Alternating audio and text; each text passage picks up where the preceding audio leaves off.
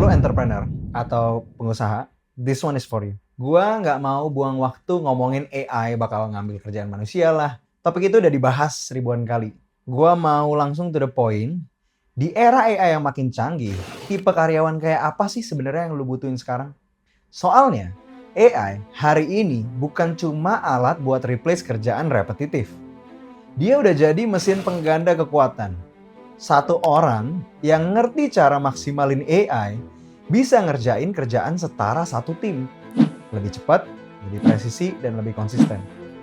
Dan kalau lu owner bisnis, mindset soal siapa yang ada di tim lu juga harus berubah total. Dulu, dunia kerja tuh simple banget. Cuman ada dua tipe karyawan. Ada si generalis yang bisa ngerjain banyak hal, tapi nggak dalam-dalam banget. Dan spesialis. Orang yang fokus di satu bidang sampai jago banget. Sekarang, the real split is people who use AI versus people who don't. Bayangin ada dua orang ngerjain task yang sama.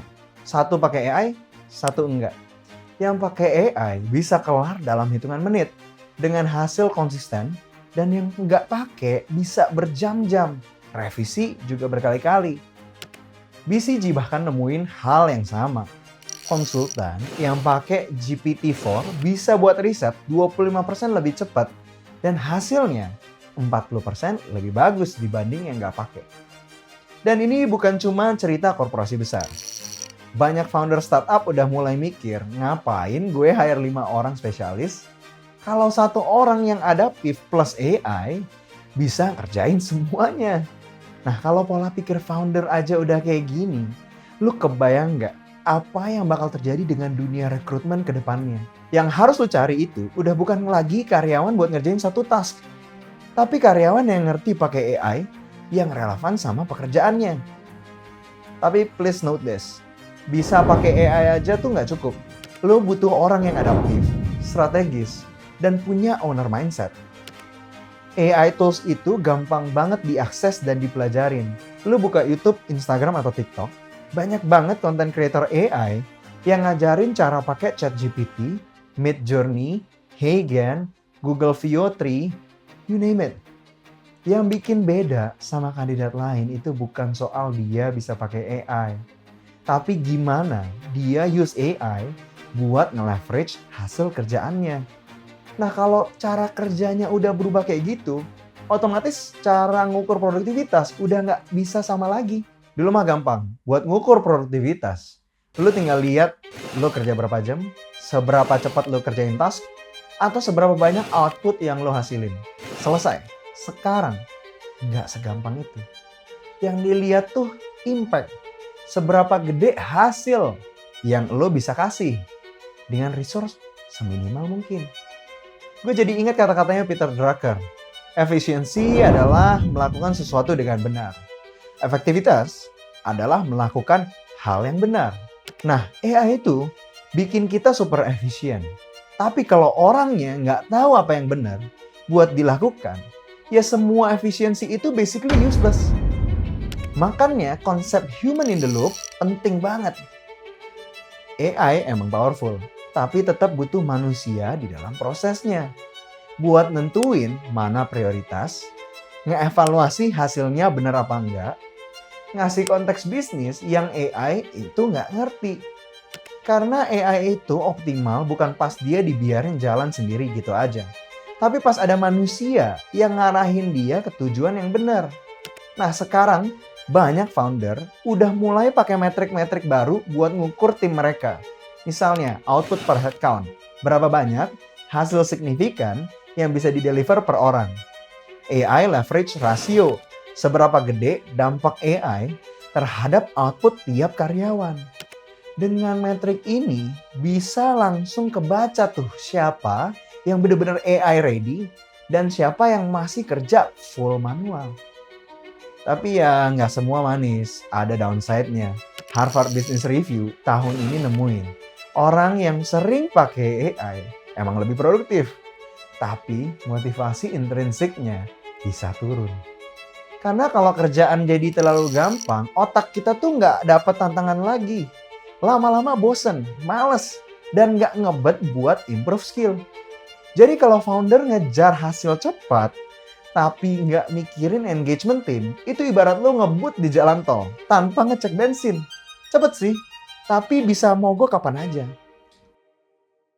To give you guys a better picture, lu juga perlu tahu apa yang lagi kejadian di AI industry sekarang.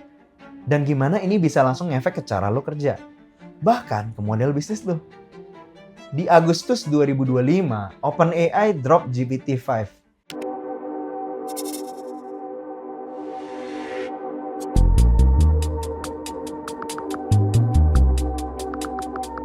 With GPT-4, maybe it was like talking to a college student. Real intelligence, real utility. But with GPT-5, now it's like talking to an expert, a legitimate PhD level expert in anything, any area you need, on demand, that can help you with whatever your goals are. Sam Altman bilang, rasanya tuh kayak lu ngobrol sama PhD level expert yang literally jago di banyak hal. Codingnya way more advance dari sebelumnya. Reasoningnya jauh lebih deep. Halusinasi juga jauh lebih dikit, jadi lu nggak harus sering-sering fact check kayak dulu lagi. Yang menarik sekarang, GPT-5 udah mulai masuk ke agentic AI. Basically, AI bukan cuma jawab pertanyaan lu lagi, tapi bisa nge-handle satu proyek dari awal sampai kelar. Buat gua, AI itu udah jadi my companion in 16 to 18 hours that I'm awake. Gua udah ngeliat banyak banget use cases yang bisa lo terapin di dalam kehidupan sehari-hari. Ada yang simple, bantu ngasih berita, atau buat brainstorming ide pas lo lagi macet-macetan di jalan. Bisa juga dipakai untuk kebutuhan yang lebih kompleks, kayak ngolah data besar dan riset. Ini kerjaan-kerjaan yang kalau lo lakuin, bisa ngabisin waktu sampai 3 jam. Tapi dengan AI, gue tinggal meeting aja, 30 menit udah dapet datanya. Ini bukan cuma soal bikin hidup lebih gampang, tapi juga bikin barrier ke tech makin rendah. Gue kemarin sempat ngobrol sama temen yang kerja di salah satu platform penyedia konten audio dan film. Dia cerita, sekarang tuh gampang banget bikin aplikasi dari nol. Even when you know nothing about developing an app, lu tinggal minta GPT-5 bikinin kodenya. Terus copy paste aja ke Figma AI. Buat yang belum tahu, Figma AI itu platform buat UI UX. Habis itu, dalam hitungan menit udah jadi aplikasinya fully function. Mungkin buat orang tech savvy ini biasa aja. Tapi bayangin, orang-orang yang nggak pernah nyentuh coding, tiba-tiba bikin produk digital sendiri. Cuma ngobrol sama AI. Begitu mereka ngeh, ini possible, things could go crazy real quick. Buat bisnis, ini game changer banget. Lu nggak cuma save waktu buat hal-hal repetitif, tapi juga cut cost gila-gilaan. UMKM yang tadinya harus bayar jutaan buat bikin website, nanti cukup luangin beberapa jam dan kasih arahan ke AI. Beres. Kalau ini udah diadopsi secara luas, kecepatan inovasi dan jumlah pemain baru di market bakal naik drastis. Dan mungkin ini udah zamannya kita jadi solopreneur. I think it is probably possible now to start a company that is a one-person company that will go on to be worth like more than $1 billion, and more importantly than that, deliver an amazing product and service to the world. And that is like a crazy thing. You have access to tools that can let you do what used to take teams of hundreds. And you just have to learn how to use these tools and come up with a great idea. So the big question is, kalau sekarang aja AI udah bisa kayak gini, bayangin 5 tahun lagi bakal kayak apa? Apakah dia bakal jadi tim virtual yang kerja 24/7 buat lo? Atau malah bisa jadi something way bigger that we can imagine right now? Di era AI, yang menang bukan yang paling pintar di awal, tapi yang paling cepat beradaptasi. Kompetisinya real time. Lu belajar cepat, lu survive. Lu lambat, lu keganti. Seperti kata Cal Newport, no one owes you a great career. You have to earn it. Dan sekarang, earning it berarti lu harus mikir kayak impact multiplier. Orang yang outputnya berlipat karena leverage AI. Mindset founder juga harus shifting. Dari sekedar ngumpulin banyak orang, jadi nyari orang yang bisa kasih hasil gede dengan resource kecil.